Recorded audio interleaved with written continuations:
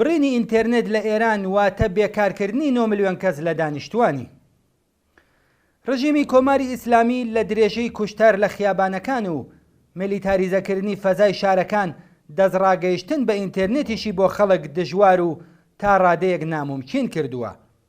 حسێن سەلاحوەرزی جێگری سەرۆکی ژووری بازرگانی ئێران بە ئاماژەکردن بە راپۆرتی یەکێتی فەناوەرانی یارانە وتوێتی لەگەڵ لاوازبوون و بڕانی ئینتەرنێت بژێوی 9 ملیۆن کەس کەوتووەتە بەر مەترسی.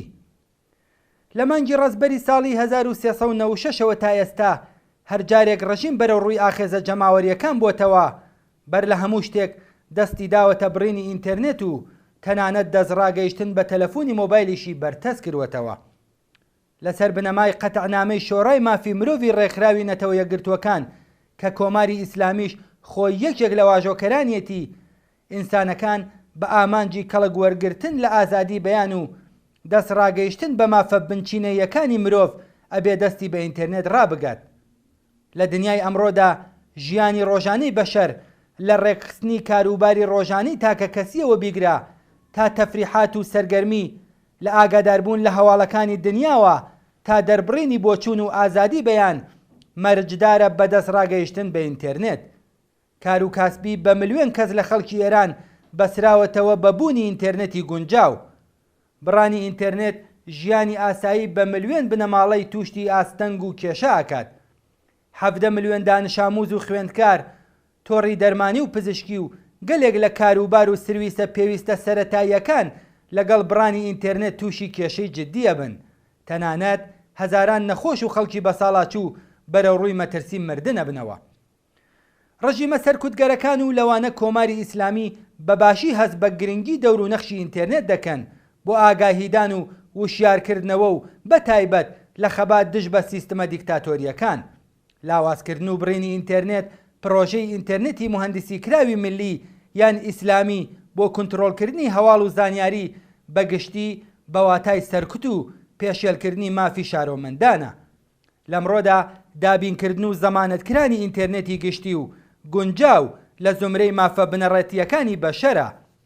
بڕینی ئینتەرنێتی خەڵک لەلایەن حکوومەتەوە هەوڵێکی نەخشە بۆ کێشراوە بۆ سەرکوت، پێشێلکردنی ئازادی بەیان، بەرگرتن لە بڵاوبوونەوەی هەواڵی ڕاست و دروست و بڕینی پەیوەندی خەڵک بەیەکەوە. پەیوەندی حکوومەتی ئیسلامی لەگەڵ خەڵکدا پەیوەندیەکی تاگلایەنەیە. کاربەدەستانی حکوومەتی دەستڕاگەیشتن بە ئامرازەکانی پەیوەندی گشتیان خستووەتە ژێر چنگی خۆیانەوە و بە نەشیاوترین ئەدەبیات سوکایەتی بە خەڵکەکەن. زمان شڕی کاربەدەستانی ڕژیم بەرامبەر بە خەڵکی ناڕازی و نەیاران لەم ڕۆژانەدا بەشێک لە پەیوەندیەکی یەکلایەنەیە کە ڕژیم بەتایبەت بە بڕینی ئینتەرنێت تونتری کردوەتەوە. جیا لە ڕاگەیەنەرە تەبلیغاتیەکانی وەک تەلەڤیزیۆن، ڕۆژنامەکان، گۆڤارەکان، بڵاوکردنەوەی کتێب و تۆڕە کۆمەڵایەتیەکان، حکوومەتی ئیسلامی لە ئیمام جومعەکان لە نزیکەی 9 ملیۆن ئاخوند، تەلەبە و پرسنڵی ناوەندە مەزهەبیەکان لە تەبلیغات و بڵاوکردنەوەی خورافە و نەزانیدا کەڵک وەرەگرێت. لە بارودۆخێکدا کە سەرجەم بڵنگۆ حکوومەتیەکان هەموو دام و دەستگا تەبلیغاتیەکان بەگشتی لە ئیختیار حکوومەتدایە، بڕینی ئینتەرنێت بێجگە لە پێشێلکردنی مافە سەرەتاییەکانی ئینسانی خەڵک هیچ واتایەکی تری نییە. بەڵام ئەم هەوڵە کۆنە پەرستانە و سەرکوتگەرانەی ڕژیمی ئیسلامیش بە هیچ کوێ ناگات.